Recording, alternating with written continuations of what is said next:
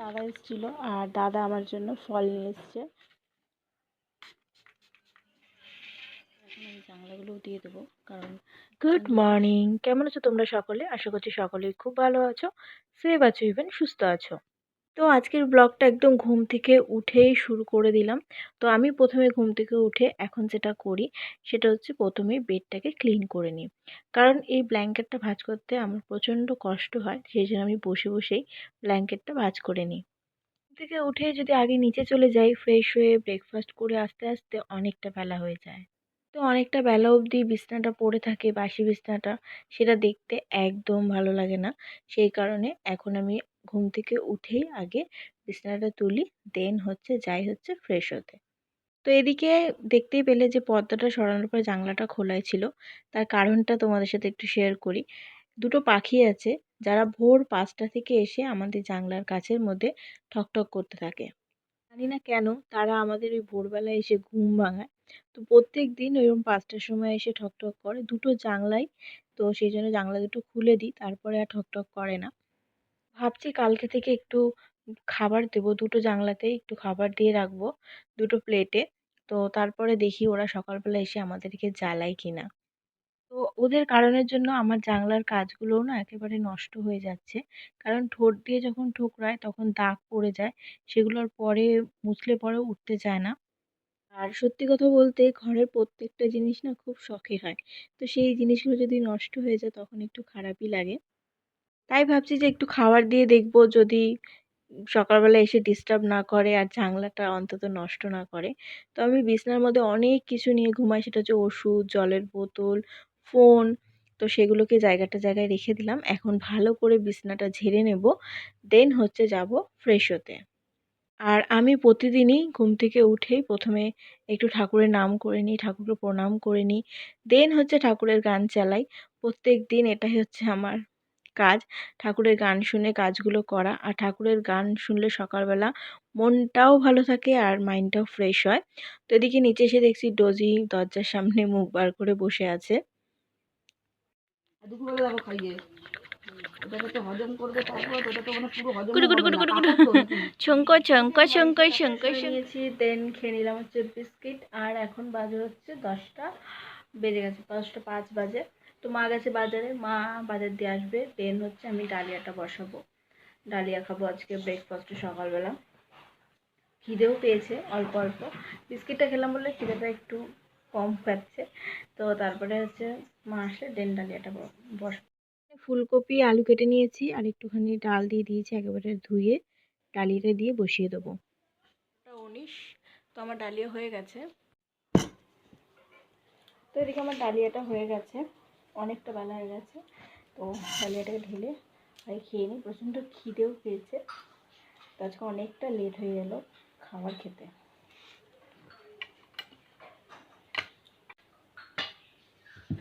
আজকে ডালিয়াটায় জল বেশি হয়ে গেছে।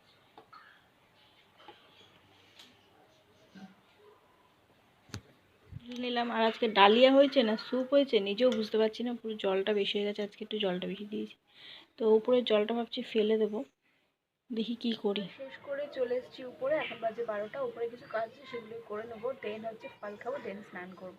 আর ডালিয়াটা আজকে ভীষণ বাজে হয়েছিল খেতে, অনেক কষ্ট করে খেতে হয়েছে। তো কালকে বেড কভারগুলো কাচা হয়েছিল, তো ভাঁজ করা হয়নি, সেগুলো পড়েই ছিল। তাই ভাবলাম যে হাতে অনেকটা সময় আছে, খুব একটা বেশি সময়ও নেই, কারণ অনেকটা বেলা হয়ে যাচ্ছে স্নান করতে। এখন যেহেতু ঠান্ডা পড়ছে, তো চেষ্টা করছি একটু সকাল সকাল স্নান করে নেওয়ার, কারণ বেলা হয়ে গেলে তখন ঠান্ডা লেগে যাওয়ার ভয় আছে। কিন্তু এগুলো যদি এখন ভাঁজ না করি তো পরে আর ইচ্ছা করবে না, সেই কারণে এখন তাড়াতাড়ি করে ভাঁজ করে নিচ্ছি, নিয়ে জায়গায় রেখে দেবো। দেন হচ্ছে ঘরটা ঝাড়ু দেবো, ঘরটা মুছবো, দেন যাব হচ্ছে স্নান করতে।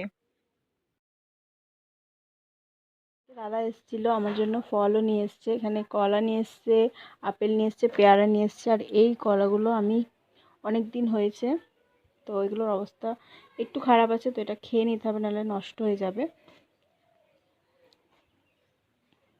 তো এখানে রয়েছে হচ্ছে আমলকি, যেটা হচ্ছে আমি আগের দিন কিনিয়েছিলাম, বাট 2 দিন খাওয়া হয়েছে আর খাওয়া হচ্ছে না, তো এটা খেতে হবে প্রতিদিন একটা করে।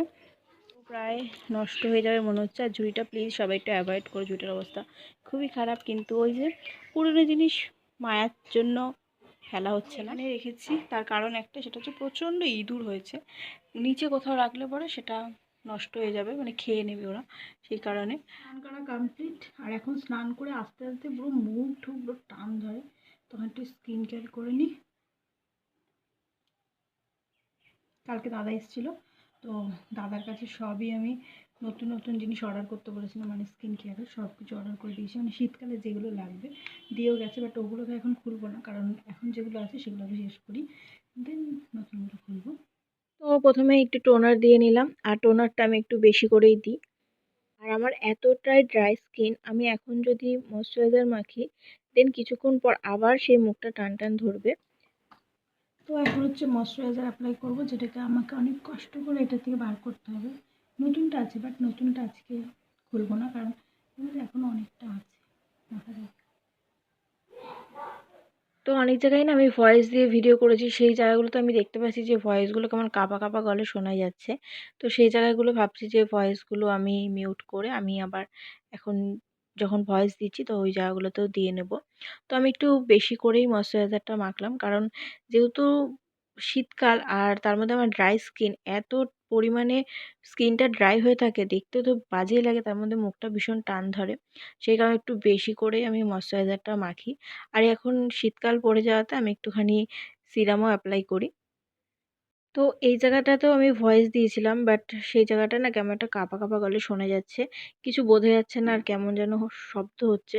সেই কারণে আমি এখানটাতে ভয়েস দিয়ে নিচ্ছি। আমি এখানে বলছিলাম যে এটাই যে স্কিন কেয়ার করা কমপ্লিট। তো আজকে স্কিনটা ভালো লাগছে, কারণ দুদিন ধরে শরীর খারাপ থাকার কারণে স্কিন কেয়ার করা হচ্ছিল না। তারপরে এই লাঞ্চ টাঞ্চ করে বসে গেছি এখন হচ্ছে ফল কাটতে। তো এখানে প্রথমে আপেল কেটে নিচ্ছি, আর কলা কেটে নিয়েছি, আর এখন শুধু পেয়ারাটা কেটে নেব। তো এই যে 1 প্লেট ফল কেটে নিয়েছি, তো এখান থেকে কিছুটা বরকেও দেব। কি না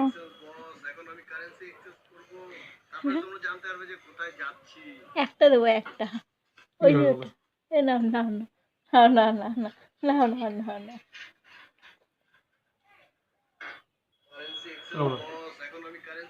আর খাবে না, ভালো খেতে পেয়ারা। সত্যি কথা বলতে বর ফল খেতে একদম পছন্দ করে না, সেই কারণে ওকে একটাই দিয়েছিলাম, আর পরে একটা আপেলের টুকরো দিয়েছিলাম, সেটাই খেয়েছিল। বাট ও কলাটা খায়, বাট আদার্স ফল খেতে চায় না। আর পেয়ারাটা ভালোবাসে, কিন্তু যেহেতু এখন আমার সব কিছু খাওয়ার বেশি প্রয়োজন, সেই কারণে ও নিজে খায় না। এখন আমি জাংলাগুলোও দিয়ে দেবো, কারণ এখন যেহেতু শীতকাল প্রচণ্ড মশা আসে। আটকে গেছে।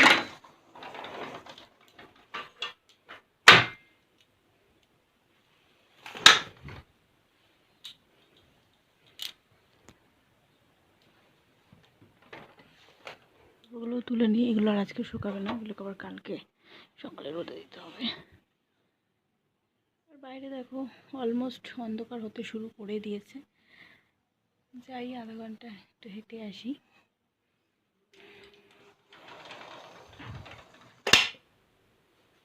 তো বারান্দার লাইটটাও ধরিয়ে নিলাম, কারণ এখন তো তাড়াতাড়ি সন্ধ্যা হয়ে যায়, যদি বাই চান্স সিঁড়ি দিয়ে পড়ে যায় অন্ধকারে না দেখতে পেয়ে, সেই কারণেই।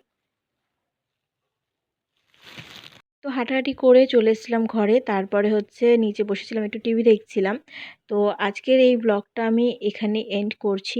এরপর থেকে আমি কি করব না করব সেটা তোমাদের সাথে আমি নেক্সট ব্লগে শেয়ার করব, কারণ পুরো ব্লগটা যদি আমি তোমাদের সাথে শেয়ার করতে যাই সেটা অনেকটা বড় হয়ে যাবে। সেই কারণে আমি তোমাদের সাথে সেটা নেক্সট ব্লগে শেয়ার করব, যে এরপর থেকে আমি কি করছি না করছি। তো কেমন লাগলো আমার আজকের ব্লগটা অবশ্যই কিন্তু কমেন্টস করে জানাবে। যদি ভালো লাগে থাকে অবশ্যই like, comment, share and subscribe.